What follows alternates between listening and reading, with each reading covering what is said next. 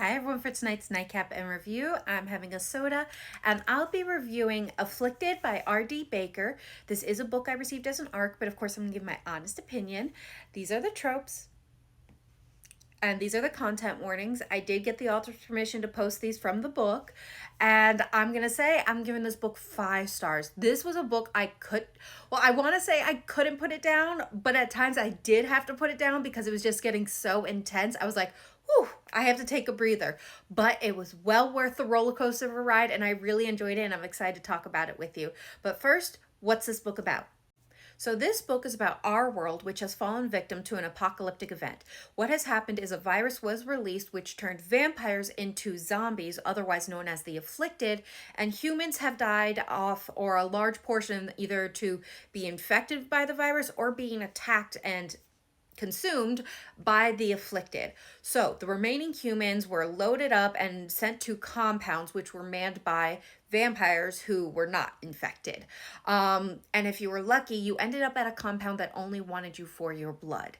The thing is, the vampires in charge have very strict rules for not just human to human interactions, but between humans and vampires as well, which is making Juliet very concerned because there is a new guard at the compound that seems to be following her and never taking his eyes off of her, which is leaving her very confused as to why he's doing this. However, even as attractive as he is for a vampire, or a feeder as they're called, they can never be anything more than a feeder and a blood bag. And that's what they call the humans at this compound, is that they're walking blood bags. But that doesn't seem to be stopping him. He just seems to be growing more and more obsessed with her, and this will not end well for either of them if anything were to come from their relationship. So what are my thoughts on this book? Again, I'm giving it 5 stars. This was an intense read that I really did enjoy. I did have to put it down a couple times just to absorb what I've read because it was intense and it was a roller coaster of a ride, and I really did enjoy it. And it wasn't just the chemistry between the main characters that made it so intense of a read. It was the world in general and what was going on that just, you had the intensity from it being post-apocalyptic, what the humans had gone through, what they're going through, the rules and restrictions they're living under, with the vampires being in charge of them, the threat of the couple being found, as well as the Afflicted finding them, and just there was so much going on that the intensity was there from the start of the book, the first page, till the end. And like I said, it was a roller coaster, and I just enjoyed it so much. My heart was pounding.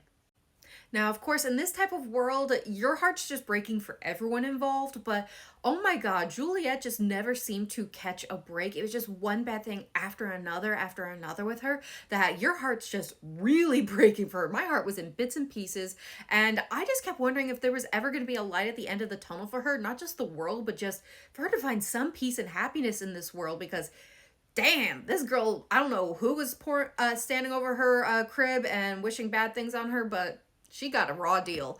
That is until Silas came into her life, and with his growing obsession, he really kept a close eye on her, and he was actually really able to help her. And from the start, they kind of started off more as friends, or at least on her part, it was more friend, even though she was kind of attracted to him. But you got to see as the book progressed, them getting closer and closer, and their relationship growing, and them really becoming close. And I love the growth of their relationship, as well as the chemistry between these two was off the charts.